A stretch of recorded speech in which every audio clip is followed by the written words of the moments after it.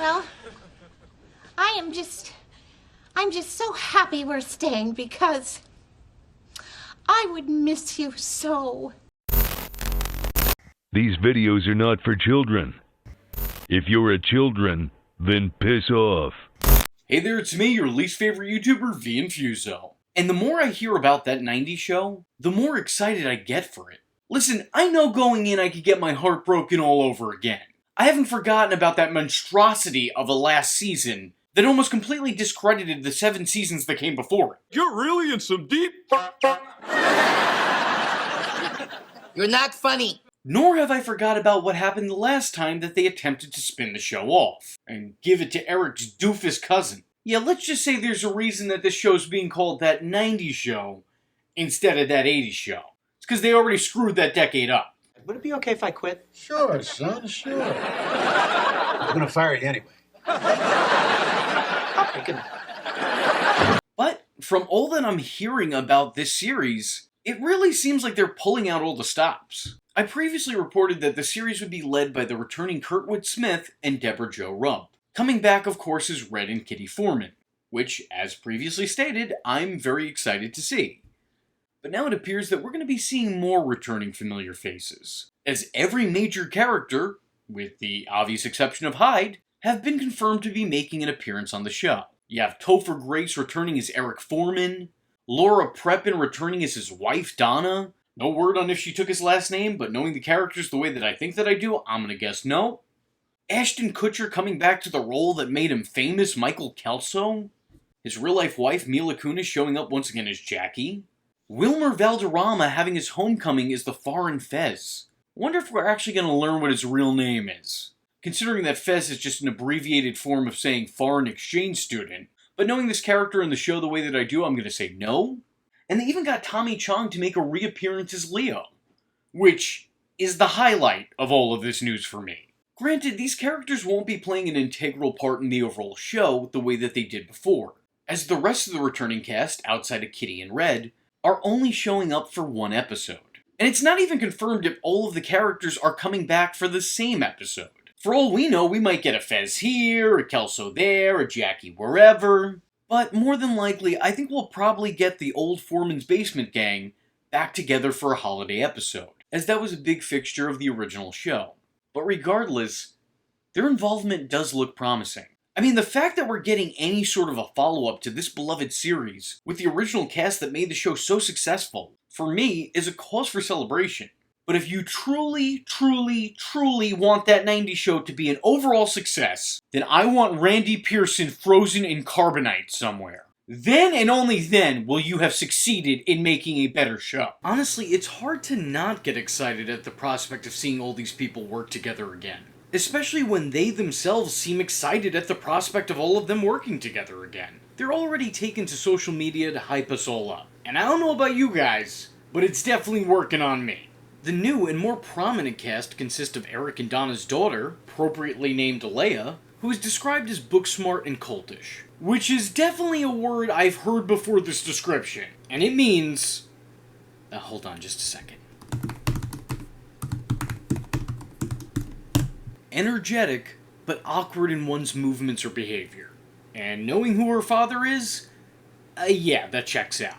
Jay, who is a camera-obsessed aspiring director, who also doubles as a hopeless romantic. Gwen, who's described as an edgy powerhouse who dresses with pink hair and ripped jeans. Though I'm not sure how edgy ripped jeans are in the 90s. It was the grunge decade. Everyone had ripped jeans and sleeveless shirts. And I know this because I still dress like that to this day. And then you have the couple of the group. Nate, who is the older brother of Gwen, is described as a corn-fed Midwesterner. And his girlfriend Nikki is a rebel from a family of overachievers. Lastly, you have Ozzy, who is the incredibly honest gay best friend. Which is not my own take on the character, those are literally the only character traits that they use to describe him. I will hand it to the series, they could have very easily just tried to copy and paste the formula of the original, have a bunch of new characters who in some way, shape, or form resemble the characters that made the original show so popular, and I'm really glad that they didn't do that.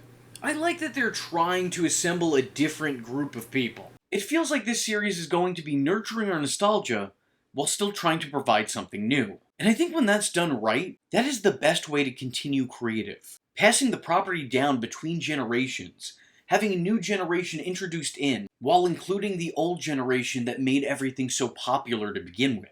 Bringing back the characters that we know and love, while introducing new characters for us to fall in love with. In all honesty, I do think that this is a strange series to do that with, because I think a whole lot of us fans would have been fine with just leaving it at the series finale and moving on. Or maybe, just having a one-off reunion somewhere down the line and then calling it a day. But I remain optimistic about what the future holds. And I think whether it succeeds or fails, it will still be a nice temporary trip down memory lane nonetheless. I eagerly anticipate what's to come next, and I hope it doesn't disappoint. But to be fair, it does have some big shoes to fill. But from my own point of view, I don't think it has to be a perfect Cinderella fit. For me, if they reach their theoretical toes past the halfway point in this metaphoric boot, I think it will still be a job well done. Your metaphors are magical, but shut the hell up, please. Roger. That 90s show is going to be a 10-episode long series. Unless, of course, it gets picked up for a second season. Which, let's hope it does. And it probably will get picked up for a second season, so long as the first one doesn't suck.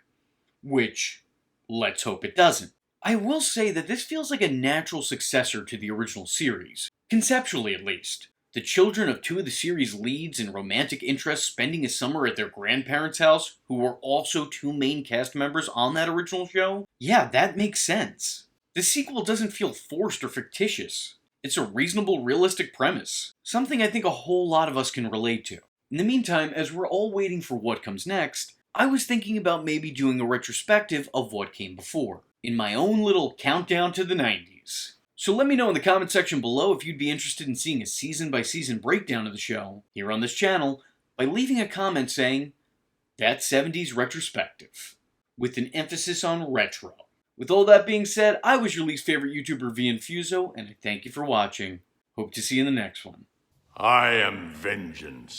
I am the night, and that was Infuso. Just remember, if you're not tuning in, then you're missing out. So, if you like the words that came out of his mouth hole, and you too would like to become a V-generate, don't forget to like and subscribe.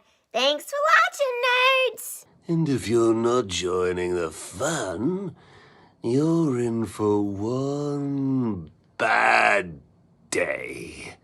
And you know what they say about having one bad day?